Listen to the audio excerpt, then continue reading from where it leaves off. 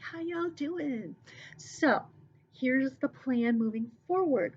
We are going to start a novel together, which is kind of crazy to think about doing it this way, but this is the time of year when I do another novel. I know it's not going to be the same since we're not going to have class discussions and things like that. I'm looking into ways that we can make that happen. I'm really trying to get all this technology stuff down, and that's one good thing out of all of this. I'm learning how to do all this new cool stuff. But anyway, so we are going to start a class novel. It's a Newberry, and it's really, really good. It's Maniac Magee. Um, it's not a very big book, and yes, mine has been read, literally read to death. The pages are all falling out and it's falling apart, but it's a fantastic book, and it will tie in beautifully with Wonder and the Little Rock Nine and Kindness and all of this good stuff that we've been working on all year. So, each day, what's going to happen is I am going to post a couple of chapters for you to read. I found a video segment that has the text on the screen as well as the audio, so you can follow along with the text and listen. And when I say we're going to do a couple of chapters a day, I don't want you freaking out because, like, the chapters are super, super short. So, like, here is chapter one. Yep, that's all of it. And then chapter two, that's the whole thing. So I might have you do 3 chapters at the most a day. And after each question, no, after each chapter, I'll have a couple of comprehension questions for you to do just to kind of keep you thinking and active about what you're reading. At the end of each lesson, I will come on with a quick video kind of like this where I'll give some of my thoughts and feelings and things that I want you to pay close attention to and things like that. Um, so these assignments, I don't think are going to be terribly challenging. They shouldn't take you more than, say, half an hour to do because I don't want to overstress you with doing crazy amounts of work. But I do want you to keep reading and enjoying some things. Um, but anyway, so we are going to get started on Maniac Magee, and the video that I have did not have the before the story pages, which I think are a big deal. So I just thought I would share the before the story and get you to start thinking about it. Um, Here we go. Before the story.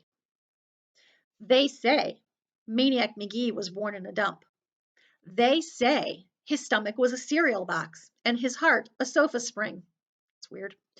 They say he kept an 8-inch cockroach on a leash and that rats stood guard over him while he slept. They say if you knew he was coming and you sprinkled salt on the ground and he ran over it, within 3 or 4 blocks, he would be as slow as everybody else. They say.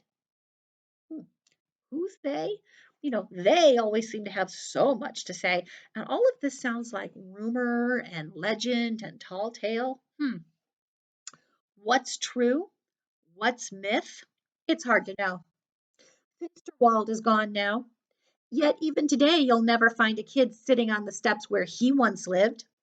The Little League field is there, and the bandshell. Cobble's Corner still stands at the corner of Hector and Birch, and if you ask the man behind the counter, he'll take the clump of string out of a drawer and let you see it. Grade school girls in Two Mills still jump rope and chant. They have to picture girls jumping rope while they're chanting this. Maniac, maniac, he's so cool. Maniac, maniac, don't go to school. Runs all night, runs all right. Maniac, maniac, kissed a bull. That's weird. And sometimes the girl holding one end of the jump rope is from the west side of Hector, and the girl on the other end is from the east side of Hector. And if you're looking for Maniac Magee's legacy or monument, that's as good as any, even if it wasn't really a bull. But that's okay because the history of a kid is 1 part fact, 2 parts legend, and 3 parts snowball. And if you want to know what it was like back when Maniac Magee roamed these parts, well, just run your hand under your movie seat and be very, very careful not to let the facts get mixed up with the truth. That's the before the story. And then we jump into part one. Now, I said three parts snowball. You have to kind of picture, you've seen those cartoons where you have a snowball that rolls down a hill, and as it goes down the hill, it gets faster and faster and bigger and bigger and bigger. That's what happens with legends sometimes or rumors. They start one way and they just get bigger and bigger and bigger. That's what it's talking about. Now, this before the story has a lot of foreshadowing. That's where the author gives you a lot of hints as to what's to come. I'll come back to this as we're reading the book because there are little things sprinkled throughout here that are just like so cool.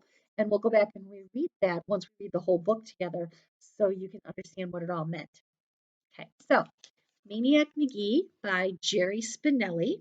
I think you're really going to like this. It's really, really good.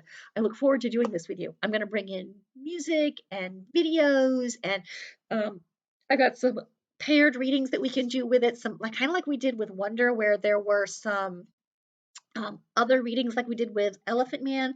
I'll bring in some other things that we can read to relate with what we're doing. It's as good as we're going to be able to do right now, guys. I am so proud of you for sticking with it and working so hard. I miss you all so much. Anyway, I'll talk to you later. Be kind, stay healthy.